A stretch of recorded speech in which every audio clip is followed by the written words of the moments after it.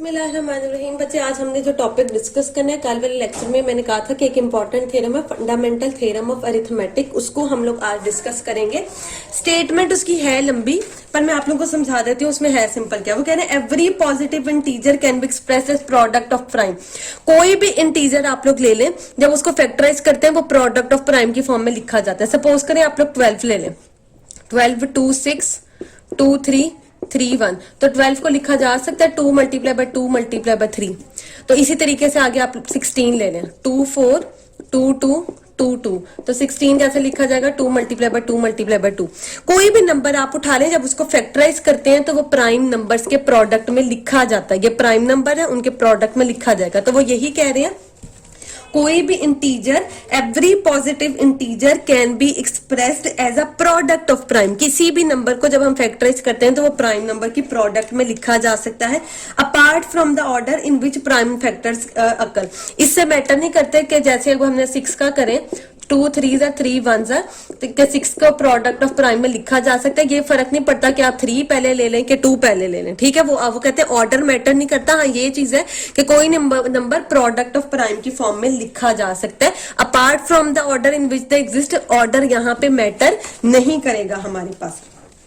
आगे वो कह रहे हैं, अगर सपोज करें वो इंटीजर जो है, जो प्रोडक्ट ऑफ प्राइम में लिखा जा सकता है, वो greater, positive integer greater than 1 है, तो अगर उसको हम प्रोडक्ट ऑफ प्राइम में ऐसे कर लिखते हैं, P1 P2 P3 up to so on PR।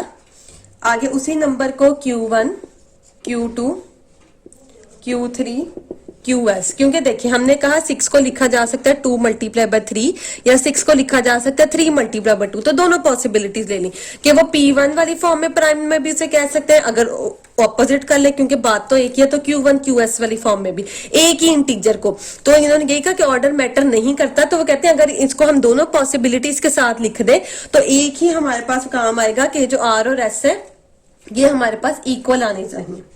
ये चीज हमने प्रूफ करनी है कि पहली चीज तो ये कि कोई भी नंबर प्रोडक्ट ऑफ प्राइम्स की फॉर्म में लिखा जा सकता है और ऑर्डर मैटर नहीं करता। उसके बाद अगर n कोई ऐसा इंटीजर है जो 1 से ग्रेटर है और वो 2 प्रोडक्ट ऑफ प्राइम्स में लिखा जाता है, तो ऑप्शन यही है कि फिर R और S हमारे पास इक्वल होंगे। ये चीज हमने प्रूफ करनी है, R is equal to S, हमने ये चीज को प्रूफ करना। प्रूफ इसका स्टार्ट करते हैं, क्योंकि उन्होंने कहा हुआ है कि n ग्रेटर देन 1 कोई सा भी एक पॉजिटिव इंटीजर है। अब या तो वो प्राइम नंबर होगा या तो वो कंपोजिट नंबर होगा। अगर n को हम वैसे ही प्राइम नंबर कह देते हैं तो थ्योरम आगे चलेगा ही नहीं, क्योंकि प्रोडक्ट ऑफ प्राइम में लिखना है और प्राइम नंबर को 1 मल्टीप्लाई बाय p ही बस लिखा जा सकता है, तो थ्योरम आगे चलेगा ही नहीं, यहीं पे खत्म हो जाएगा। दूसरी चीज कंपोजिट लेते हैं कि n अगर प्राइम नहीं, हमारे पास कंपोजिट नंबर है, तो लाजमी तौर पे उसका कोई ना कोई डिवाइजर एग्जिस्ट करेगा।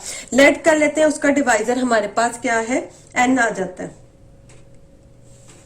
नहीं सॉरी, अगर वो कंपोजिट नंबर है तो हमने कहा था उसका कोई ना कोई डिवाइजर एग्जिस्ट करता है, और हम जानते हैं कोई भी नंबर हो उसका सबसे छोटा डिवाइजर क्या होता है? प्राइम नंबर ही होता है। तो हम लेट कर लेते हैं, अगर ये हमारे पास कंपोजिट नंबर भी है तो इसका भी लाजमी तौर पे सबसे छोटा डिवाइजर प्राइम ही एग्जिस्ट करेगा, P1, जो कि डिवाइड करता होगा n को। बाय डिविजिबिलिटी ये हमारे पास क्या चीज बनेगी, n is equal to N1 P1 N1, यहाँ पे क्या है हमारे पास? कोई सा भी इंटीजर है जो हम डिविजिबिलिटी में लेते हैं, ठीक है।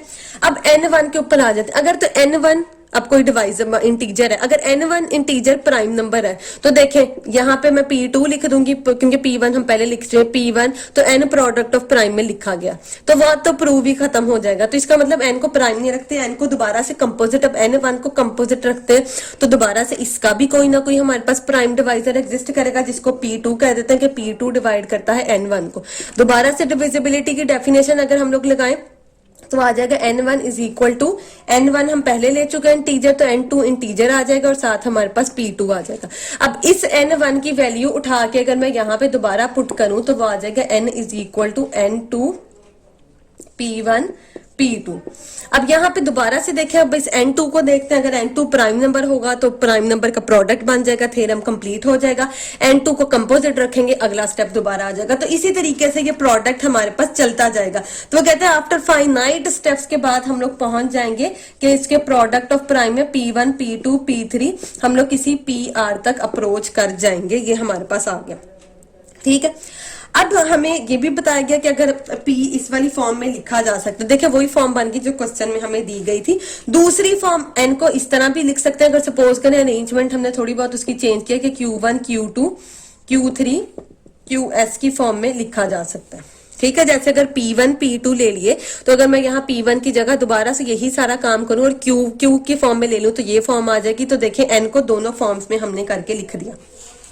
प्रूफ हमने अब क्या चीज करनी, ये तो n हो गया हमारे पास यहाँ पे। प्रूफ हमने करने हैं r को s के इक्वल। तो इसके ऑपोजिट बात करते हैं कि नहीं r और s इक्वल नहीं है बल्कि छोटे बड़े हैं, तो लेट कर लेते हैं r छोटा है s ग्रेटर है। ये आपके ऊपर डिपेंड करता है कि आपने क्या चीज ग्रेटर रखनी है, कोई भी एक चीज ग्रेटर रखी जा सकती है। तो हमने कहते हैं नहीं वो इक्वल नहीं है, वो ग्रेटर है। हमने जब बिल्कुल स्टार्ट में भी ये थ्योरम किया था कि हमने कहा था P1 डिवाइड करता है n को, तो वही चीज दोबारा से यहाँ पे लिखे हैं P1 डिवाइड करता है n को। अब P1 n को डिवाइड करता है, n देखें Q वाले सारे फैक्टर के इक्वल है। P वाली फॉर्म नहीं लेनी, वो तो क्योंकि ऑब्वियस बात है P1 अपने आप प्राइम P1 खुद P को 1 को डिवाइड करेगा तो बाकियों को भी डिवाइड करेगा। दूसरी n की जगह ये भी लिखा जा सकता है, ये भी तो Q वाली फॉर्म लिखी जाए, Q1 Q2 या QS वाली सारी चीज को डिवाइड करेगा क्योंकि हमने n की वैल्यू उठा के लिख दी। तो इसको लिखा जा सकता है P1 डिवाइड करता है QI को। ये 1 to S तक लिखने से बेहतर है हम इसको I का नाम दे देते हैं। अब देखिए, अब P भी हमें पता है P1 भी प्राइम है और QI भी सारे के सारे ही प्राइम है। अब वो आपस में एक दूसरे को डिवाइड कर रहे हैं। यहाँ पे ये चीज पता है कि एक प्राइम दूसरे को डिवाइड कर रहा है। तो यहाँ पे हमने अब खुद से फिक्स कर लेते हैं कि I की वैल्यू 1 2 3 रखने की बजाय I की वैल्यू 1 रख देते हैं। तो इसका मतलब P1 डिवाइड करता है Q1 को। ठीक है, क्योंकि किसी एक इंटीजर को वो डिवाइड करता है तो ये सारे QI को उसकी वजह से डिवाइड कर रहा है। जैसे P1 इटसेल्फ P1 को डिवाइड करता है तो आगे फिर P2 P3 P4 जो मर्जी प्रोडक्ट ले ले उनको भी डिवाइड करेगा। अगर P1 तमाम QI को डिवाइड करता है तो इसका मतलब किसी एक की वजह से वो करता होगा, उसको एक को हमने I का 1 का नाम दे दिया क्योंकि Q1 की वजह से डिवाइड करता है। अब क्योंकि ये दोनों प्राइम नंबर है और ये हो ही नहीं सकता कि कोई दो प्राइम नंबर आपस में एक दूसरे को दो अलग-अलग प्राइम नंबर डिवाइड करें, तो एक ही पॉसिबिलिटी है कि P1 हमारे पास इक्वल है Q1 के, इक्वल ही हो सकते हैं, इसके अलावा कोई पॉसिबिलिटी नहीं आ सकती। सिमिलरली जब हम दोबारा से ये काम करेंगे तो P2 आ जाएगा Q2 के इक्वल, फिर ऐसे ही जाते जाएंगे क्योंकि हमने कहा हुआ R छोटा है S से, तो PR आ जाएगा QR के इक्वल। क्योंकि ये बात यहाँ पे अगर मैं आपको लिख के बताऊं, ये हमारे पास ऐसे है 1 2 3 R तक, क्योंकि हमने R को छोटा कहा हुआ तो 1 2 3 ये R तक चल के कुछ आगे चल के S बनेगा, क्योंकि फिर ही ये चीज छोटी हमारे पास बन रही है। हमने R लेस देन S का है, इक्वल नहीं है तो इस वजह से एक चीज छोटी है तो उसको R तक लेके गए हैं, क्योंकि ग्रेटर वाली चीज R से कुछ आगे भी होगी। तो क्योंकि अब देखें इक्वल 1 1 के इक्वल आ गया, 2 2 के आ गया, तो R वाली के चीज के ही इक्वल बस आ सकता है, बाकी अभी कुछ टर्म्स बचती हैं। तो इसका मतलब है R से अगली जो यहाँ पे हमारे पास टर्म्स बनेंगी जो कि हमारे पास आएगा, देखें 1 ऐड करते जाते हैं तो R से अगली टर्म क्या होगी QR प्लस 1 QR प्लस 2, फिर कहीं चल के ये आगे QS बनेगा। तो इसका मतलब है फिर ये टर्म्स किसके इक्वल हमारे पास आएंगी, ये सारी टर्म्स तो इससे कैंसिल हो जाएंगी, तो बाकी तो टर्म सिर्फ हमारे पास 1 बचती है। क्योंकि देखें ये P1 Q1 से कैंसिल, P2 Q2 से कैंसिल, P3 Q3 से कैंसिल, PR QR से कैंसिल, तो बाकी 1 बचा और ये अगली वाली टर्म्स बच गई। तो क्या कोई प्राइम का प्रोडक्ट 1 के इक्वल लिखा जा सकता है? नहीं। किसी चीज का भी प्रोडक्ट 1 तब आता है जब 1 मल्टीप्लाई बाय 1 ही हो, तो 1 तो प्राइम नंबर है ही नहीं कि हम कह दें Q1 है, तो ये तो पॉसिबिलिटी है नहीं कि कुछ प्राइम नंबर्स का प्रोडक्ट लें तो 1 के इक्वल आएगा, तो ये हमारे पास चीज गलत प्रूफ होगी। तो इसका मतलब है जो चीज हमने R लेस देन S कही थी वो गलत है। दूसरे ऑप्शन में अगर हम लोग S लेस देन R कर लेंगे वो भी गलत होगा। तो कॉन्ट्राडिक्शन हमारे पास यही आ रही है कि हम गलत सपोजिशन कर रहे हैं। तो प्रूफ हमारे पास क्या होगा कि यही पॉसिबिलिटी है कि R और S हमारे पास इक्वल है। यही चीज हम लोगों ने प्रूव करनी थी कि फंडामेंटल थ्योरम ऑफ अरिथमेटिक में अगर अरेंजमेंट मैटर नहीं करती और एक नंबर दो प्रोडक्ट ऑफ प्राइम के फॉर्म में लिखा जाता है तो वो कोई डिफरेंट नहीं होता, बल्कि वो सेम चीज ही हमारे पास एग्जिस्ट